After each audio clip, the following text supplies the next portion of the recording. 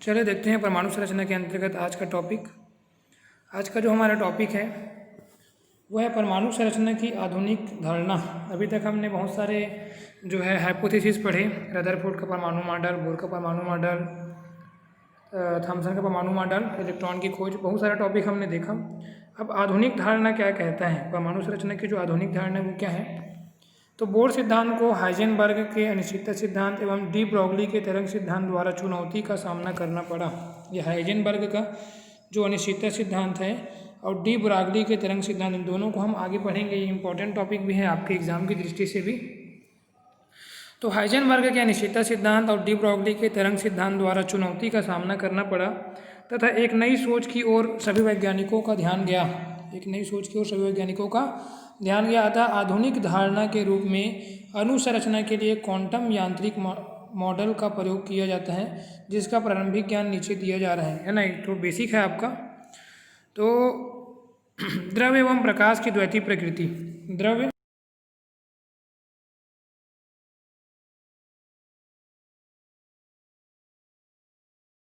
प्रकार से दर्शाना, किसी व्यक्ति या किसी पदार्थ का दो तरीके से नेचर दर्शाना। मतलब जैसे मान के चलते हैं, अगर पदार्थ कण की तरह भी है और तरंग की तरह भी है तो इसको हम क्या कहेंगे, द्वैतीय प्रकृति। तो इस प्रकार से है ना, प्रकाश की कुछ घटनाओं जैसे व्यतिकरण, विवर्तन, परावर्तन एवं ध्रुवण को उसके तरंग व्यवहार के द्वारा समझाया जा सकते हैं, है ना। प्रकाश के ये गुण हैं।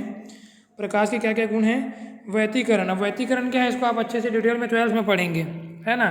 मतलब व्यतिकरण क्या होता है कि जब दो प्रकाश किरणें, है ना, जब दो प्रकाश किरणें किसी माध्यम में एक ही दिशा में गमन करती हैं तो उनके अध्यारोपण के पश्चात, अध्यारोपण मतलब जो जब दोनों तरंगे आपस में मिल जाती हैं तो उनकी तीव्रता में बदलाव हो जाता है ना।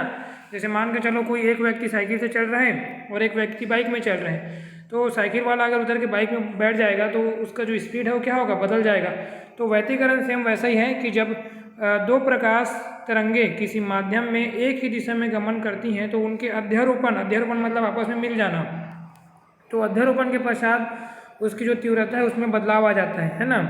और विवर्तन क्या है, तो विवर्तन है कि जब किसी प्रकाश किरण को अति सूक्ष्म छिद्र से गुजारा जाए, है ना, और उसके मार्ग में कोई तार, बाल, मतलब ऐसा, मतलब धारदार कोई अगर चीज़ आ जाए, है ना, जैसे चीज़ें आ जाने पर किनारे से मुड़ जाता है प्रकाश किरण। प्रकाश किरण को जब सूक्ष्म छिद्र से गुजारेंगे और उसके मार्ग में कोई धारदार चीज़ जैसे तार है, बाल है इत्यादि आ जाने पर प्रकाश के किनारे से मुड़ने की घटना को हम क्या कहते हैं, विवर्तन कहते हैं। उसके बाद परावर्तन, तो परावर्तन आप लोग अभी 10th में पढ़ चुके हैं, है ना, रिफ्लेक्ट होना प्रकाश का। और ध्रुवण मतलब होता है पोलराइजेशन। मतलब ध्रुवण मतलब क्या होता है, प्रकाश किरणों का जो है सभी दिशाओं में, है ना, समान रूप से फैलना, ठीक है। और पोलर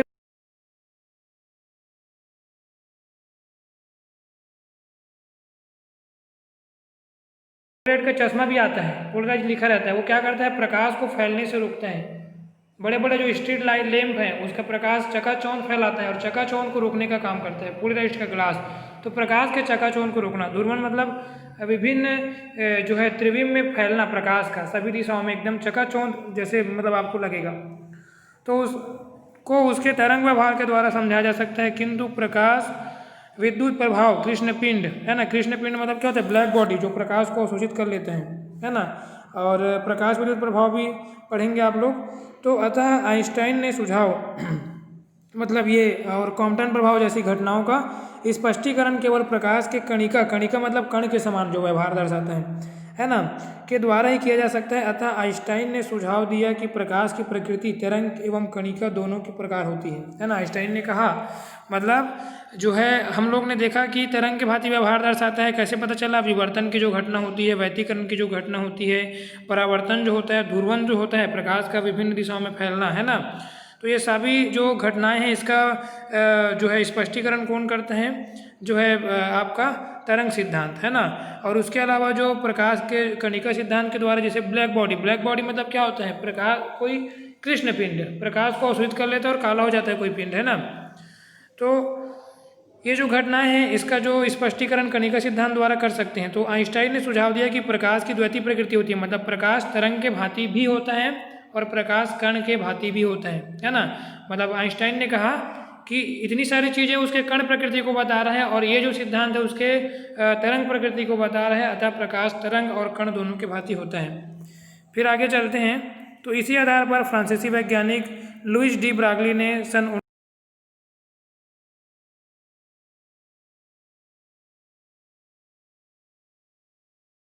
भी तरंग प्रकृति होती है। प्रत्येक द्रव्य कण से संबंधित इन तरंगों को द्रव्य तरंगे कहते हैं और इसकी पुष्टि डेविसन एवं जर्मर द्वारा किए गए इलेक्ट्रॉन विवर्तन के प्रयोग द्वारा होती है। तो डी ब्रागली समीकरण इंपॉर्टेंट टॉपिक है आपके एग्जाम के लिए, है ना। आप इसको थोड़ा सा नोट कर लेना अलग से, है ना। आप इस टॉपिक को अलग से लिख लेना। डी ब्रागली समीकरण हेडिंग रहेगा, है ना। डी ब्रागली समीकरण लिखिए करके 3 नंबर में कई बार पूछा गया, ये 12th में भी है और 11th में भी है। तो डी ब्रागली के अनुसार गतिमान कण से संबंध तरंग का तरंग धैर्य कण के संवेग के व्युत्क्रमानुपाती होता है। इसे डी ब्रागली समीकरण द्वारा व्यक्त किया जा सकता है ना। जो तरंग का तरंग धैर्य है ना, कण के संवेग के क्या होता है, व्युत्क्रमानुपाती। तो किसी कण की ऊर्जा को भी ठीक फोटॉन की ऊर्जा की तरह माना जाता है, अतः, है ना। फोटॉन मतलब जानते हैं ना, प्रकाश का बंडल या पैकेट, है ना, प्रकाश कणों का बंडल या पैकेट। तो किसी कण की ऊर्जा को भी ठीक फोटॉन की ऊर्जा की तरह माना जाता है, अतः E बराबर एच न्यू, E बराबर एच न्यू, जहाँ पे E क्या है, ऊर्जा है, H क्या है, प्लांक स्थिरांक है, और न्यू क्या है, प्रकाश की आवृत्ति या कण की आवृत्ति, है ना। न्यू पढ़ते हैं इसको, क्या पढ़ते हैं, न्यू। मैंने पिछले क्लास में आपको बताया है।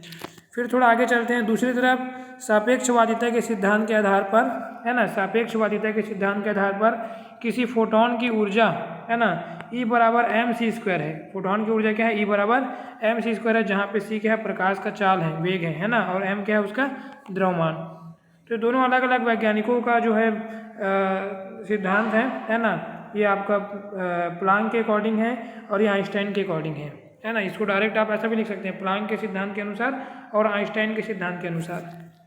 दोनों को आप समीकरण को बराबर करके लिखोगे, क्यों, क्योंकि यहाँ भी ये E के बराबर है और ये भी E के बराबर है, तो H nu is equal to mc²। दोनों को आपस में लिख सकते हैं इन दोनों को समीकरणों से,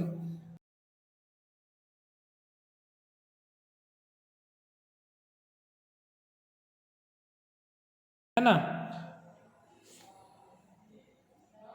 ये वाला आवृत्ति, तो न्यू बराबर होता है C/λ, है ना। क्या होता है, C/λ। आवृत्ति बराबर क्या होता है ना, सॉरी, ये हो जाएगा आपका, ये जो है न्यू है आवृत्ति, तो आवृत्ति बराबर क्या होता है, वेग बटे तरंग धैर्य होता है ना। आवृत्ति बराबर वेग बटे तरंग धैर्य, तो न्यू इज इक्वल टू हो जाएगा C/λ, है ना। तो जो है आप वैल्यू रख दीजिए, है ना, वैल्यू रख दीजिए यहाँ पे एच सी, है ना, sorry, H nu is equal to क्या है, समीकरण क्या है, H nu is equal to, है ना, समीकरण क्या है, H nu is equal to, है ना, एच न्यू, यहाँ पे इसको थोड़ा सा round, H nu is equal to mc², ठीक है, H nu is equal to mc²। तो यहाँ पे एच की जगह एच रहेगा और न्यू का वैल्यू कितना है, C/λ is equal to mc², है ना। फिर लैम्डा इज इक्वल टू क्या करेंगे, lambda is equal to H/mc, है ना। Lambda is equal to H/mc, ये कैसे हुआ, आप जो है लैम्डा इज इक्वल टू पक्षांतर कर दो, है ना, यहाँ से इसको या तो ऐसे बना लो आप लोग, इसको आप लोग इस तरह से बना लो, जो है आपको लैम्डा निकालना है, तो पहले 1/λ इज इक्वल टू 1/λ कर लो mc, ठीक है, स्क्वायर अपॉन, है ना, आपका h नीचे चला जाएगा और ये वाला c भी नीचे चला जाएगा, ठीक है, c से c कैंसिल कर देना। उसके बाद 1/λ है, तो लैम्डा इज इक्वल टू क्या होगा, उलट जाएगा, उल्टा हो जाएगा, H/mc, ठीक है। ये क्लियर है। पहले आपने क्या किया, यहाँ से इस वाले को, ठीक है, पहले आपने क्या किया, 1/λ ये वाला,